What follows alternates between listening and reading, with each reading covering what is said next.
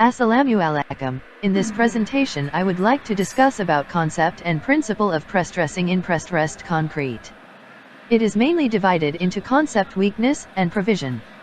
Firstly, on concept, a concrete can withstand a huge amount of compressive strength. In the design of concrete it must follow the ultimate strength of the concrete. In concrete it should not have moment of deflection.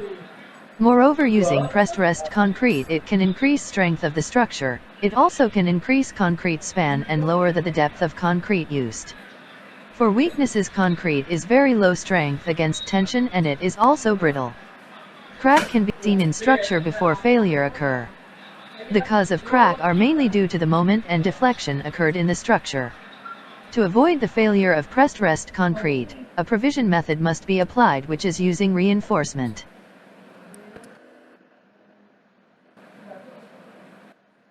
Pressed rest concrete is divided into two, which is pre-tensioning and post-tensioning.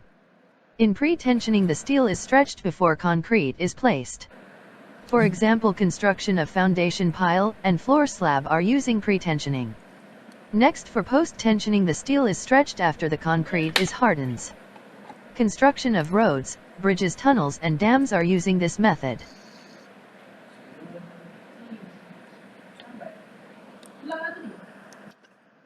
Advantages and disadvantages of precast concrete. For the advantages, it is sleek and slender structures, besides the dead load of structure is also reduces, consumption of material used in construction also can be reduces. Precast concrete also can enhance durability of structure, it is an excellence fire resistance, low maintenance cost. For the disadvantage, it requires high quality dense concrete, it also have a high construction cost, and requires high quality control, it is uneconomical for light loads and short spans.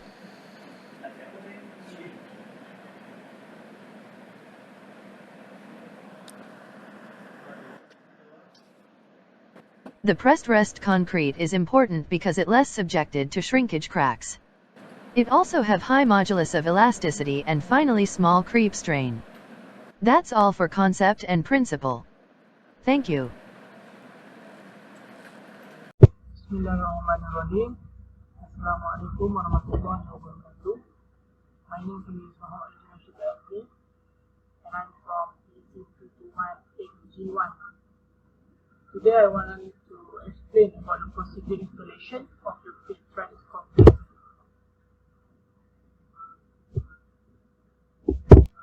First of all, there are two methods of installation of pressed concrete. Firstly is pre-tensioning and secondly is post-tensioning. Let's move to the difference between pre-tensioning and post-tensioning. First, we go to pre-tensioning. Pre-tensioning involves the stretching of wire or cables by anchoring them at the end of a metal form, which may be up to 100 cm in length. Hydraulic jacks are used to be stretched to the wire as required. Then tight more are then fixed and the concrete placed around the tension wire. Then the concrete hardens and shrinks, gripping the steel along its length, transferring the tension from the jack to exert a compressive force in the concrete. Lastly, when the concrete has reached the desired strength, which is typically 28 inches per mm or 2, the tension wire are released from the jack. Next, we move to post-tensioning precast concrete. It is the reverse method to pre-tensioning. It occurs after the concrete is hardened. This method commonly used where a series of precast concrete units are to be joined together to form the required members. Stressing is carried out after the concrete has been cured by means of hydraulic jack operating from one or both ends of the mast. When the required stress has been reached, the wire or cable are anchored to maintain the stress. Lastly, the end of the unit are sealed with cement mortar to prevent corrosion due to any entrapped moisture and to assist in stress distribution. Lastly, there are other post-tensioning systems, for example like pressing system that enable the stressing strength to be tensioned simultaneously using center hole tensioning jack anchored by tapered jaws. Secondly is the Macaulay system. It involves applying stress to the concrete by means of a solid bar, usually with a diameter of 25 to 75 millimeters. That's all from me. Thank you. Assalamualaikum warahmatullahi wabarakatuh and a very good evening. My name is Raiman Bihasmuni. So for my part, I will present and elaborate more about precast versus side cast concrete. The advantage of using precast compared to side casting concrete. First, quality control. For precast concrete, it is manufactured in factory. It is mixed, poured and cured in a factory. Ideal condition and exacting measurement can be maintained throughout the process. But compared to side casting, they are subjected to the humidity and temperature of the day you are doing casting. You have to do the work using the less precise tool, result in inferior quality product even under the most ideal condition.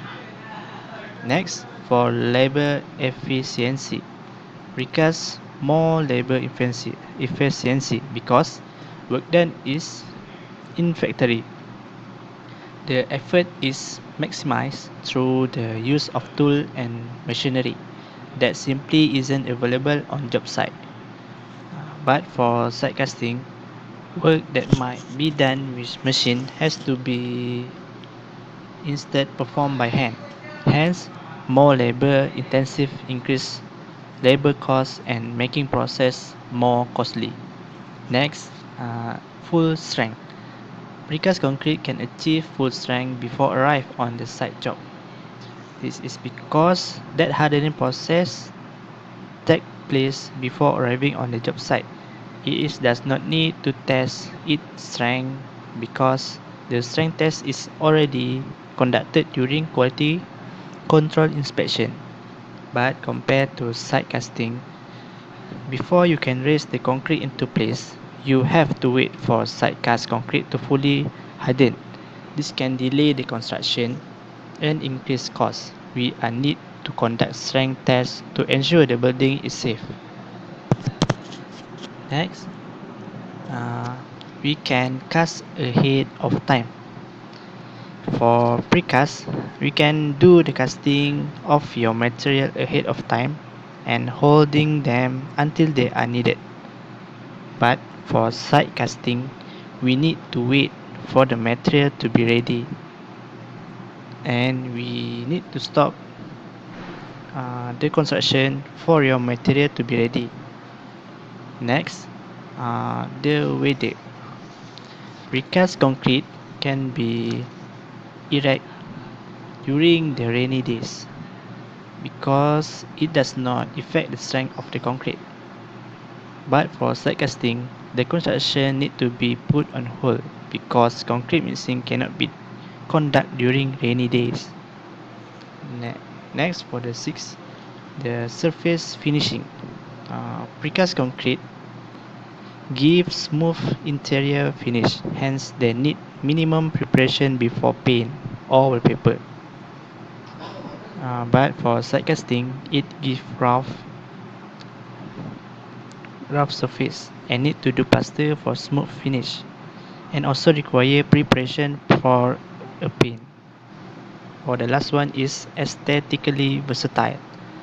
Precast concrete can take nearly any shape or size, can be manufactured in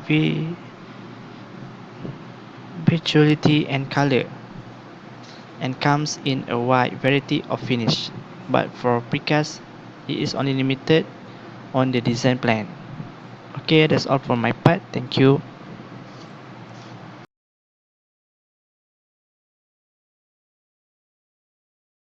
Precast concrete contributes to green building practices in significant ways. Its inherent strength 35 to 50 megapascals means precast concrete is extremely durable. Its mass can shift heating and cooling loads to help reduce mechanical system requirements. Because it is factory-made, precast concrete reduces construction waste, both in the factory and on the job site, and does not add to construction indoor air quality (IAQ) concerns.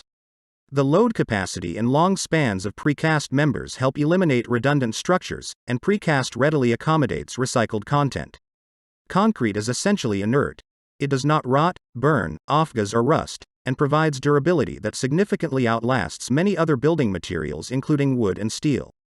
The cement industry utilizes industrial byproducts like fly ash and consumes less energy than its competitors. According to the Canadian and U.S. Departments of Energy, cement production accounts for 0.33% of energy consumption, lower production levels than steel production at 1.8% and wood production at 0.5%. In addition, it places less stress on our environment to acquire the raw materials for concrete than for steel or wood. Thus, concrete is an excellent choice for sustainable development. The cement industry was among the first to address climate change, and has remained at the forefront of developing policies and improving the manufacturing process. Since 1975, the industry has reduced CO2 emissions by 33%.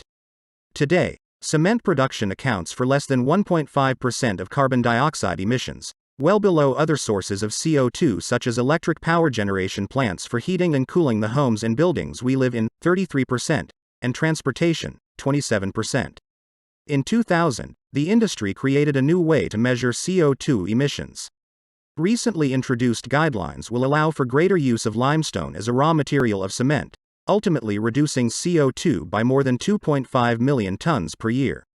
By the year 2020, plans call for further reduction of CO2 emissions to 10% below the 1990 baseline through investments in equipment, improvements in formulations, and development of new applications for cements and concretes that improve energy efficiency and durability.